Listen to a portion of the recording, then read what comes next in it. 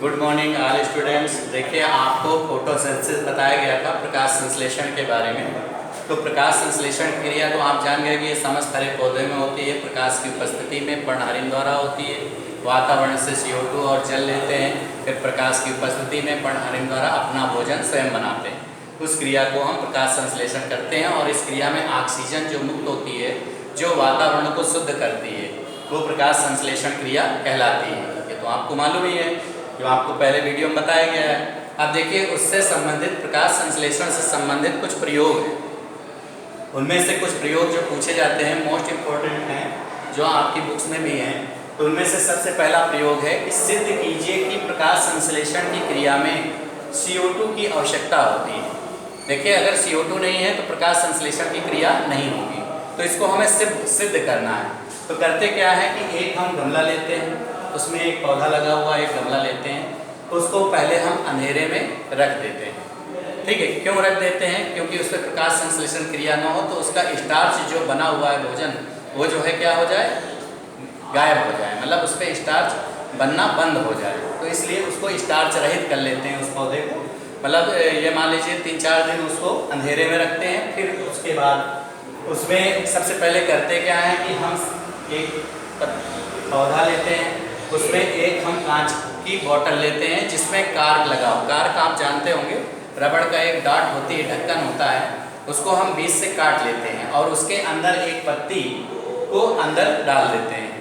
ठीक है, और उसको एक स्टैंड पे तिरछी करके बोतल को रख देते हैं। उसके अंदर सर्वप्रथम हम करते क्या है, एक कांच की बोतल लेते हैं जिसमें हम KOH का विलयन भर देते हैं। KOH कास्टिक पोटास बोलते हैं।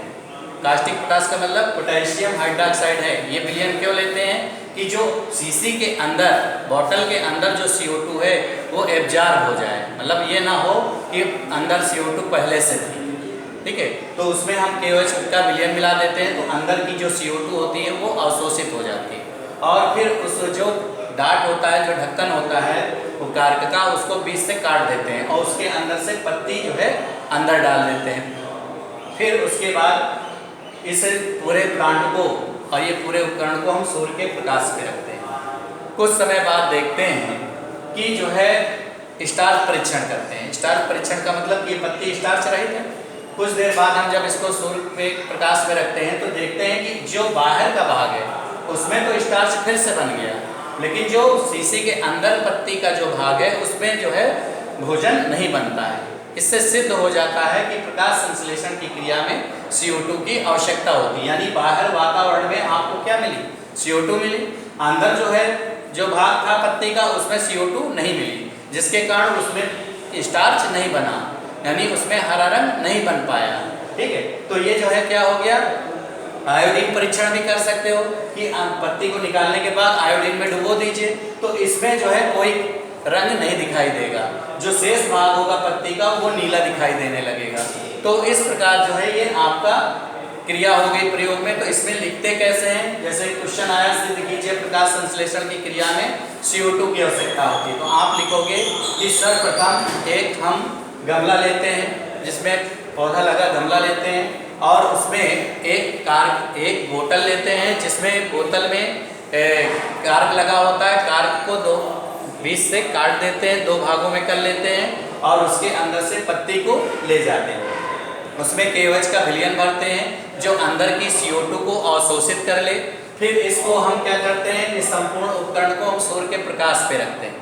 ये नहीं कि छत पे लेके जाएंगे, ऐसा नहीं है, जहाँ पर धूप आ रही है वहाँ पर रख देते हैं। कुछ समय बाद देखते हैं कि जो पत्ती का अंदर वाला स्टार्च परीक्षण करते हैं। स्टार्च मतलब आपको मालूम है कि ग्लूकोज परिवर्तित होकर के स्टार्च का निर्माण करता है। प्रकाश संश्लेषण की क्रिया में अंतिम उत्पाद क्या है, स्टार्च, यानी मंड उसे बोलते हैं।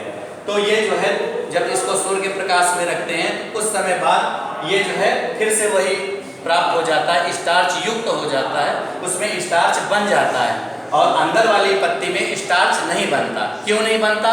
क्योंकि अंदर वाली पत्ती में CO2 उसको नहीं मिल रही है। इससे सिद्ध होता है कि प्रकाश संश्लेषण की क्रिया में हमें CO2 की आवश्यकता होती है। तो एक तो ये प्रयोग हो गया। एक प्रयोग और आता है कि सिद्ध कीजिए कि प्रकाश संश्लेषण की क्रिया में ऑक्सीजन गैस मुक्त होती है। क्योंकि अभी प्रकाश संश्लेषण में समीकरण में बताया गया है कि जो ऑक्सीजन गैस है वो वातावरण में सह उत्पाद के रूप में मुक्त होती है। तो ये भी पूछा गया है कि सिद्ध कीजिए कि प्रकाश संश्लेषण की क्रिया में ऑक्सीजन यानी O2 ऑक्सीजन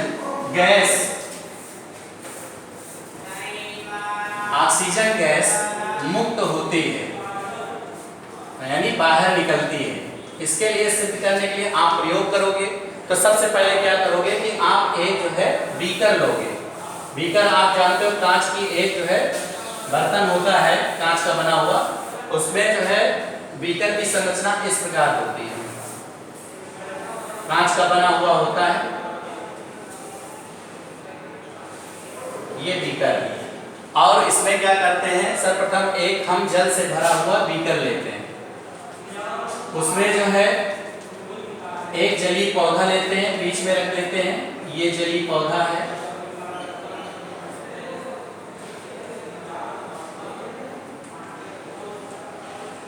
जलीय पौधा जैसे हाइड्रिला वगैरह ले लेते हैं और उसके ऊपर एक कीप उलट करके रख देते हैं। ये क्या है, कीप को उलट करके रख देते हैं और इसके कीप के ऊपर एक परत नली को उल्टा करके रख देते हैं। ये टेस्ट ट्यूब बोलते हैं इसको। परत नली कांच की एक नली होती है, उसको हम उलट करके रख देते हैं। वो भी जल से भरी हुई परत नली को उलट करके रखते हैं क्योंकि उसको सावधानी पूर्वक रखते हैं कि उसके अंदर जल रहे। अब इसके बाद ये इसमें थोड़ा सा सोडियम बाइकार्बोनेट मिला देते हैं कि अंदर जो है CO2 की मात्रा मतलब जो है मिलती रहे। सोडा बाइकार्ब इसलिए मिला देते हैं कि उसको कार्बन डाइऑक्साइड, जल तो है ही है, उसको कार्बन डाइऑक्साइड भी मिलती रहे। ठीक है, और ये पौधा आपका पर्णहरिमई है। अब क्या करते हैं, संपूर्ण उपकरण को सूर्य के प्रकाश में रख देते हैं। ये मान लीजिए सन है, ठीक है। अब यहाँ से प्रकाश किरणें इस पे गिर रही हैं, जो हरा पौधा है, तो इसमें देखेंगे कुछ देर बाद इसमें ये बूंदे दिखाई देने लगेंगी। मतलब गैस के जो कण हैं वो किनारे किनारे इसमें चिपक जाएंगे या गैस के कण आपको बूंदों के रूप में दिखाई देंगे। इससे सिद्ध होता है कि प्रकाश संश्लेषण की क्रिया में ऑक्सीजन गैस मुक्त होती है। तो होता क्या है कि आप प्रयोग में लिखोगे क्या, क्वेश्चन तो यह आएगा, सिद्ध कीजिए कि प्रकाश संश्लेषण की क्रिया में ऑक्सीजन गैस मुक्त होती है। तो आप करोगे क्या, प्रयोग डालोगे, उसमें लिखोगे सर्वप्रथम हम एक जल से भरा हुआ बीकर लेते हैं, ये बीकर कहलाता है। जल से भरा हुआ एक बीकर लेते हैं और एक जलीय पौधा लेते हैं। जलीय पौधे के ऊपर एक कीप को उलट करके रख देते हैं, ये कीप है, कीप को उलट कर रख देते हैं और उसमें थोड़ा सा सोडियम बाइकार्ब यानी सोडियम बाइकार्बोनेट यानी बेकिंग सोडा मिला देते हैं, NaHCO3। सोडा बाइकार्ब क्यों मिलाते हैं, क्योंकि इसको कार्बन डाइऑक्साइड मिलती रहे इस प्रोसेस में। फिर इसके बाद परत नली के ऊपर एक टेस्ट ट्यूब को उलट करके रख देते हैं, जल से भरी हुई जल भर लेते हैं। फिर उस टेस्ट ट्यूब को सावधानी पूर्वक उसके परत नली का जो कीप का ऊपर कट है उसी कोण पर उसको उलट करके रख देते हैं। फिर इस संपूर्ण उपकरण को हम सूर्य के प्रकाश पे रखते हैं, मतलब जहाँ पर सूर्य का प्रकाश आ रहा हो, प्रकाश की किरणें पड़ रही हों, वहाँ पर हम इस पूरे उपकरण को रख देते हैं और कुछ समय बाद देखते हैं कि उसमें गैस के कण परत नली के टेस्ट ट्यूब पर चिपक जाते हैं या जल की बूंदों के रूप में वो दिखाई देते हैं। तो ये क्या है, ऑक्सीजन गैस है। ऑक्सीजन गैस के कण दिखाई देते हैं। इससे सिद्ध हो जाता है कि प्रकाश संश्लेषण की क्रिया में ये ऑक्सीजन गैस मुक्त हो रही है, क्योंकि इसको क्या मिल रहा है, CO2 मिल रहा है, जल मिल रहा है, और ये आपका हरा पौधा है क्योंकि इसमें क्या है, क्लोरोफिल है और सूर्य का प्रकाश मिल रहा है। तो जब CO2 जल मिलता है सूर्य के प्रकाश की उपस्थिति में पर्णहरिम द्वारा, तो इसमें क्या बनता है, भोजन बन जाएगा। इसमें तो भोजन बनेगा, जो आपका जलीय पौधा है, स्टार्च बनेगा, लेकिन जो है ऑक्सीजन सह उत्पाद के रूप में धीरे धीरे परत नली के ऊपरी सिरे पर एकत्र हो जाएगी। अब इस परत नली को अब हम सीधा करेंगे और जलती हुई तीली ले जाते हैं तो वो बुझ जाती है। जब वो बुझ जाती है इससे सिद्ध होता है, मतलब बुझती नहीं है, जब जलती हुई तीली ले जाते हैं तो तेजी से जलने लगती है, यानी कि सिद्ध हो जाता है कि ऑक्सीजन गैस है, यानी ऑक्सीजन गैस मुक्त हो रही है। तो ये प्रकाश संश्लेषण की क्रिया में ये बताया गया है कि किस प्रकार मतलब ऑक्सीजन गैस मुक्त होती है। तो ये आप फिगर बनाओगे, प्रयोग में फिगर जरूर बनाएंगे और उसमें आप अपनी लैंग्वेज में लिख सकते हो। कोई ज़रूरी नहीं कि जो आप किताब में लिखा है वही सेंटेंस लिखो, क्योंकि प्रयोग है आपने कैसे किया है, क्या क्या मिलाया है, कैसे क्रिया हुई है, और आपको केवल प्रयोग में बताना है। ठीक है बेटा। फिर इसके बाद देखिए एक और है, सिद्ध कीजिए कि प्रकाश संश्लेषण की क्रिया में प्रकाश की आवश्यकता होती है। तो यहाँ पर जैसे ये है प्रकाश की आवश्यकता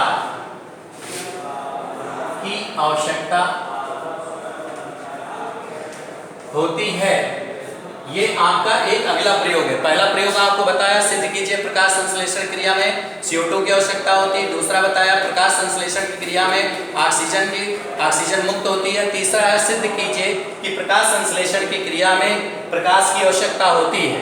तो इसके लिए क्या करेंगे, सबसे पहले एक पौधा लगा गमला लेते हैं इस प्रकार,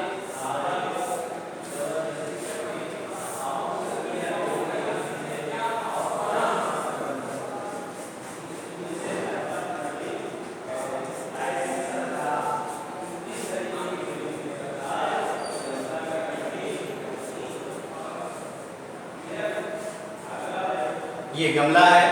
अब इसको क्या करते हैं, इसको 3-4 दिन के लिए अंधेरे में रख देते हैं, तो जिससे इसका स्टार्च क्या है गायब हो जाता है। अब क्या करते हैं, इस पौधे की एक पत्ती को लेते हैं, अलग चेहरा निकाल लीजिए और उस पर एक काले रंग की टेप लगा दीजिए, मतलब क्लिप के द्वारा इस तरह जो है काला रंग का टेप लगा दीजिए दोनों साइड में, काले रंग का कागज लगा दीजिए, स्टिप लगा दीजिए पत्ती के दोनों साइड में और क्लिप से दबा दीजिए। अब इस उपकरण को आप सूर्य के प्रकाश पे रख दीजिए। ठीक है, जब आप उपकरण को या पत्ती को सूर्य के प्रकाश में रखोगे तो पत्ती का जो शेष भाग है जो काले रंग से नहीं ढका है वो जो है क्या हो जाएगा, उसमें स्टार्च फिर से बन जाएगा।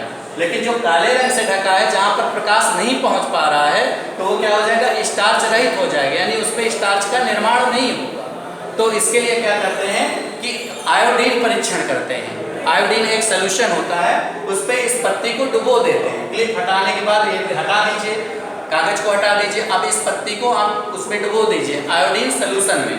कुछ देर बाद देखेंगे कि जो काले रंग से ढका हुआ भाग था वो क्या होता है, उस पर कोई रंग नहीं आता है, वो कलरलेस रहता है यानी रंगहीन।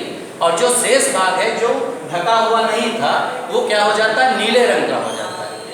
जो ढका हुआ नहीं था वो नीले रंग का हो जाता है और जो ढका था उस पर कोई रंग नहीं चढ़ता है, यानी वो रंगहीन रहता है। इससे सिद्ध हो जाता है कि प्रकाश संश्लेषण की क्रिया में प्रकाश की आवश्यकता होती है, क्योंकि जहाँ पर प्रकाश पड़ा वहाँ पर स्टार्च बना और जहाँ पर प्रकाश नहीं पड़ा वो स्टार्च रहित हो गया। ठीक है, तो इस प्रकार ये आपको 3 प्रयोग बताए गए हैं प्रकाश संश्लेषण की क्रिया में, जो सबसे इम्पोर्टेंट भी है। ठीक है, बाकी आपको अगला जो है बताया जाएगा श्वसन, रिस्पायरेशन, तो आपको नेक्स्ट वीडियो में दिया जाएगा। थैंक यू बेटा।